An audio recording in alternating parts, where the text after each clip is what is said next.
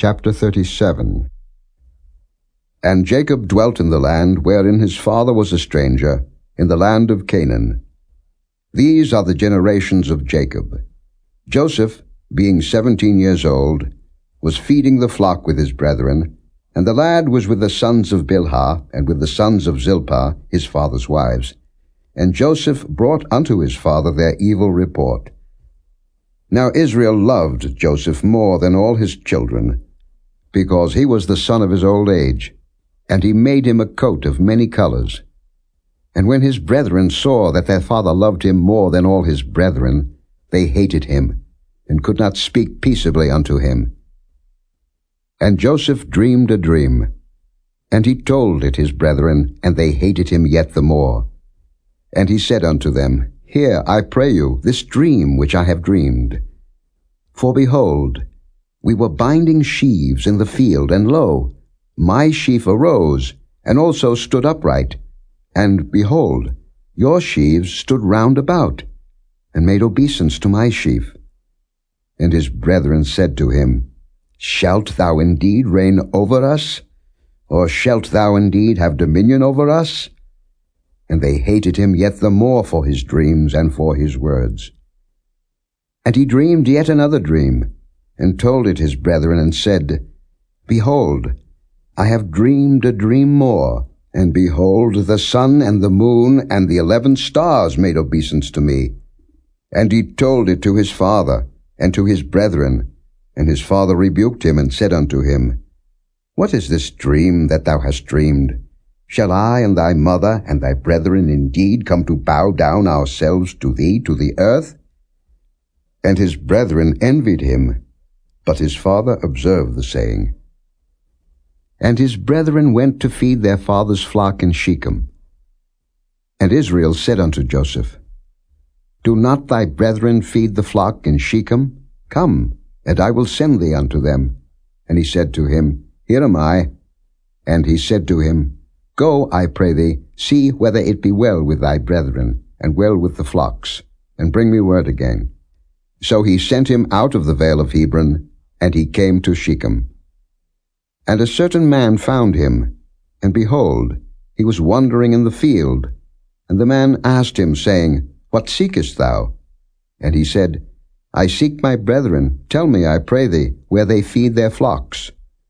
And the man said, They are departed hence, for I heard them say, Let us go to Dothan. And Joseph went after his brethren, and found them in Dothan. And when they saw him afar off, even before he came near unto them, they conspired against him to slay him. And they said one to another, Behold, this dreamer cometh. Come now, therefore, and let us slay him, and cast him into some pit. And we will say, Some evil beast hath devoured him, and we shall see what will become of his dreams. And Reuben heard it, and he delivered him out of their hands, and said, Let us not kill him. And Reuben said unto them, Shed no blood, but cast him into this pit that is in the wilderness, and lay no hand upon him, that he might rid him out of their hands, to deliver him to his father again. And it came to pass, when Joseph was come unto his brethren, that they stripped Joseph out of his coat of many colors that was on him, and they took him and cast him into a pit, and the pit was empty, there was no water in it. And they sat down to eat bread, and they lifted up their eyes and looked, and behold, a company of Ishmaelites came from Gilead with their camels, bearing spicery and balm and myrrh, going to carry it down to Egypt. And Judah said unto his brethren, What profit is it if we slay our brother and conceal his blood? Come, and let us sell him to the Ishmaelites, and let not our hand be upon him, for he is our brother and our flesh. And his brethren were content.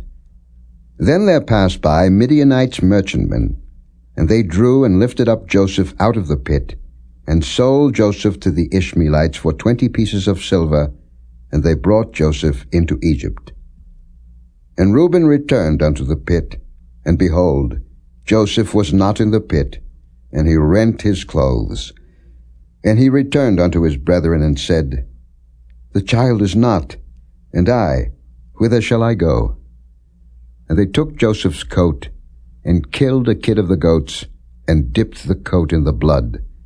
And they sent the coat of many colors, and they brought it to their father, and said, This have we found. Know now whether it be thy son's coat or no. And he knew it, and said, It is my son's coat. An evil beast hath devoured him. Joseph is without doubt rent in pieces.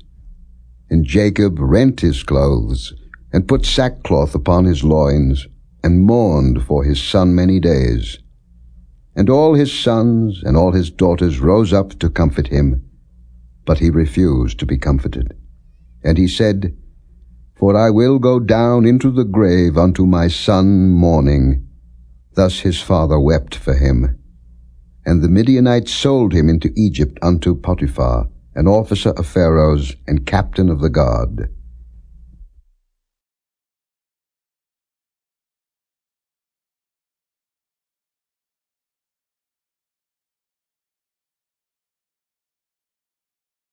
Chapter 38. And it came to pass at that time that Judah went down from his brethren, and turned into a certain Adullamite, whose name was Hira. And Judah saw there a daughter of a certain Canaanite, whose name was Shua. And he took her, and went in unto her. And she conceived, and bare a son, and he called his name And she conceived again, and bare a son, and she called his name Onan. And she yet again conceived, and bare a son, and called his name Shelah. And he was at Kezib when she bare him.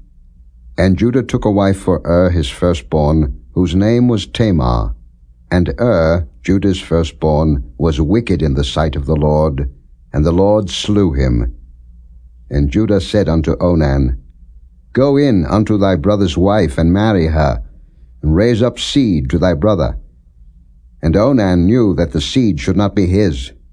And it came to pass, when he went in unto his brother's wife, that he spilled it on the ground, lest that he should give seed to his brother. And the thing which he did displeased the Lord, wherefore he slew him also. Then said Judah to Tamar his daughter-in-law, Remain a widow at thy father's house, till Shelah my son be grown. For he said, Lest peradventure he die also, as his brethren did. And Tamar went and dwelt in her father's house. And in process of time the daughter of Shua, Judah's wife, died. And Judah was comforted, and went up unto his sheep-shearers to Timnath, he and his friend Hira the Adullamite. And it was told Tamar, saying, Behold, thy father-in-law goeth up to Timnath to shear his sheep. And she put her widow's garments off from her, and covered her with a veil, and wrapped herself, and sat in an open place, which is by the way to Timnath. For she saw that Shelah was grown, and she was not given unto him to wife. When Judah saw her, he thought her to be an harlot, because she had covered her face. And he turned unto her by the way, and said, Go to, I pray thee, let me come in unto thee. For he knew not that she was his daughter-in-law. And she said, What wilt thou give me, that thou mayest come in unto me? And he said, I will send thee a kid from the flock. And she said, Wilt thou give me a pledge till thou send it? And he said, What pledge shall I give thee? And she said, Thy signet, and thy bracelets, and thy staff that is in thine hand. And he gave it her, and came in unto her, and she conceived by him. And she arose and went away, and laid by her veil from her, and put on the garments of her widowhood. And Judah sent the kid by the hand of his friend the Adullamite, to receive his pledge from the woman's hand, but he found her not. Then he asked the men of that place, saying, Where is the harlot that was openly by the wayside? And they said, There was no harlot in this place. And he returned to Judah and said, I cannot find her. And also the men of the place said that there was no harlot in this place. And Judah said, Let her take it to her, lest we be shamed. Behold, I sent this kid, and thou hast not found her. And it came to pass about 3 months after, that it was told Judah, saying, Tamar, thy daughter-in-law, hath played the harlot, and also, behold, she is with child by whoredom. And Judah said, Bring her forth, and let her be burnt.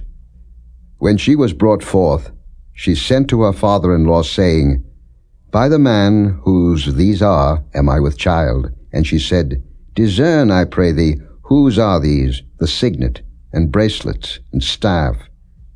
And Judah acknowledged them, and said, She hath been more righteous than I, because that I gave her not to Shelah my son, and he knew her again no more. And it came to pass in the time of her travail that, behold, twins were in her womb. And it came to pass, when she travailed, that the one put out his hand, and the midwife took and bound upon his hand a scarlet thread, saying, This came out first. And it came to pass, as he drew back his hand, that, behold, his brother came out. And she said, How hast thou broken forth? This breach be upon thee. Therefore his name was called Pharez. And afterward came out his brother, that had the scarlet thread upon his hand, and his name was called Zara.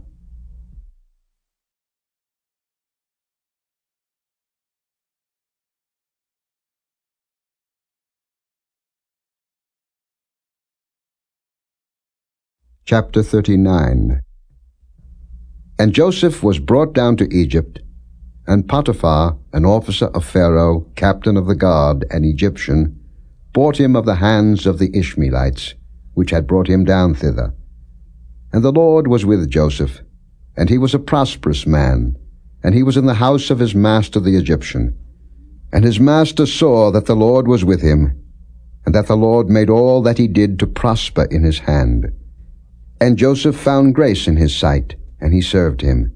And he made him overseer over his house, and all that he had he put into his hand. And it came to pass from the time that he had made him overseer in his house, and over all that he had, that the Lord blessed the Egyptian's house for Joseph's sake. And the blessing of the Lord was upon all that he had in the house and in the field. And he left all that he had in Joseph's hand, and he knew not aught he had, save the bread which he did eat. And Joseph was a goodly person, and well-favored. And it came to pass after these things, that his master's wife cast her eyes upon Joseph, and she said, Lie with me. But he refused, and said unto his master's wife, Behold, my master wotteth not what is with me in the house, and he hath committed all that he hath to my hand. There is none greater in this house than I, neither hath he kept back anything from me but thee, because thou art his wife. How then can I do this great wickedness and sin against God? And it came to pass, as she spake to Joseph day by day, that he hearkened not unto her to lie by her or to be with her. And it came to pass about this time that Joseph went into the house to do his business, and there was none of the men of the house there within. And she caught him by his garment, saying, Lie with me. And he left his garment in her hand, and fled, and got him out. And it came to pass, when she saw that he had left his garment in her hand, and was fled forth, that she called unto the men of her house, and spake unto them, saying, See, he hath brought in an Hebrew unto us to mock us. He came in unto me to lie with me, and I cried with a loud voice. And it came to pass, when he heard that I lifted up my voice and cried, that he left his garment with me, and fled, and got him out. And she laid up his garment by her, until his lord came home.